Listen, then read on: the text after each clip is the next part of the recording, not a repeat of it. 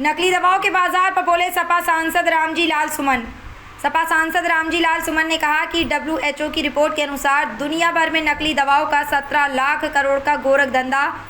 नकली दवाओं में भारत प्रमुख देश, सत्ता का है संरक्षण। नकली दवा बनाने वाली कंपनियों से भाजपा देती है मोटा चंदा। सरकार से पूछे गए सवाल पर सरकार ने कहा कि साल 2019 के बीच 2025 कुल 5,74,233 दवाओं के नमूने लिए गए, जबकि केवल 16,839 दवाएं ही गुणवत्ता के अनुरूप पाई गई। नकली दवा बनाने वालों पर 5.9% की कार्रवाई हुई। करोड़ों लोगों के जीवन से खिलवाड़ किया जा रहा है। भाजपा मोटा चंदा लेती है और देशवासियों को अपने हाल पर छोड़ देती है। आगरा से अमन गुप्ता की रिपोर्ट। नकली दवाओं का कारोबार बड़े पैमाने पर हो रहा है। संयुक्त राष्ट्र संघ की एक रिपोर्ट के मुताबिक 17 लाख करोड़ से ज्यादा का ये अवैध धंधा पूरी दुनिया में हो रहा है और भारत उन प्रमुख देशों में से एक है जहां यह अवैध कारोबार बड़े पैमाने पर हो रहा है। एक तरह से हम कह सकते हैं कि हिंदुस्तान एक हब बन गया है नकली दवाइयों का।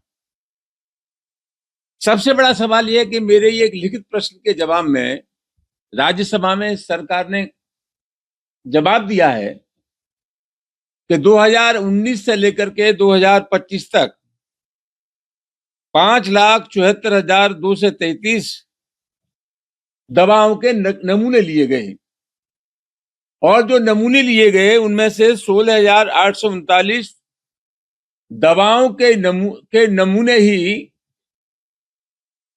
गुणवत्तापूर्ण थे।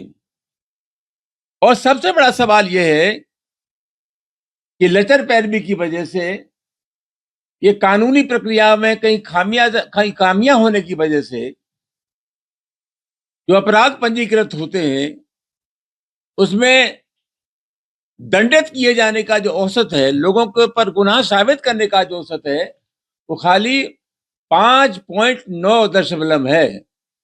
ये बहुत ही चिंता का विषय है और मैं ऐसा मानता हूं कि कानून का जो मनोवैज्ञानिक दबाव इन अपराध करने वालों पर होना चाहिए।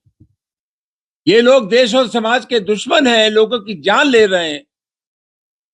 एक गरीब आदमी जिसने अपना जमीन जायदाद बेच करके इलाज कराया हो और इलाज कराने के बाद भी अपेक्षित परिणाम उसको न मिले हो, तो आप उस परिवार की आर्थिक परेशानी का सहजी मूल्यांकन कर सकते हैं।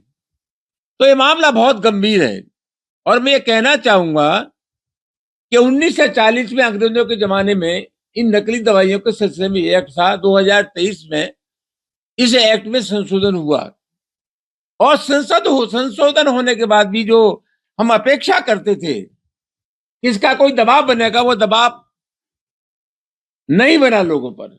आज सबसे बड़ा सवाल यह है कि ये कारोबार क्यों फल फूल रहा है। इसलिए फल फूल रहा है कि तमाम दवा कंपनियां, जिसमें सिप्ला लिमिटेड है, सन फार्मा है और तमाम दवा कंपनियां बड़े पैमाने पर भारतीय जनता पार्टी को चंदा देती हैं।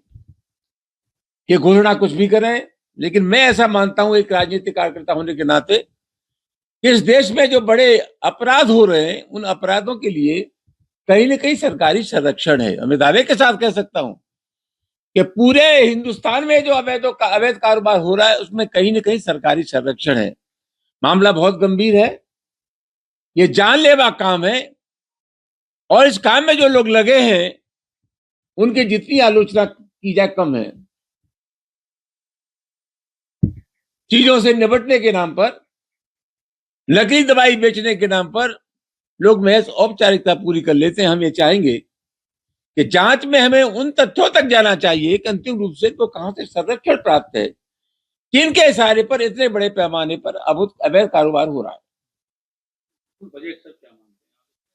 मैंने बताया ना, इतने बड़े पैमाने पर अवैध कारोबार। अभी आप देखा आगरा में छापे पड़े और जो रिपोर्ट प्रकाशित हुई है, जो तथ्य सामने आए कि रेलगाड़ियों में चले आ रहे हैं, तमाम दवाइयां चली आ रही, तो नहीं पकड़ा गया इन लोगों को। इतने बड़े पैमाने पर ये काम हो रहा है और काम होने के बावजूद भी हम उनके खिलाफ कोई कठोर कार्रवाई नहीं कर पाए। सीधा मतलब क्या है? सीधा सीधा मतलब यही है, जैसा मैंने अभी आपसे कहा इतने बड़े पैमाने पर जो काम हो रहा है वो निश्चित रूप से सरकारी संरक्षण में हो रहा है, इसकी तह तक जाना चाहिए और मूल रूपेण इसका खुलासा होना चाहिए।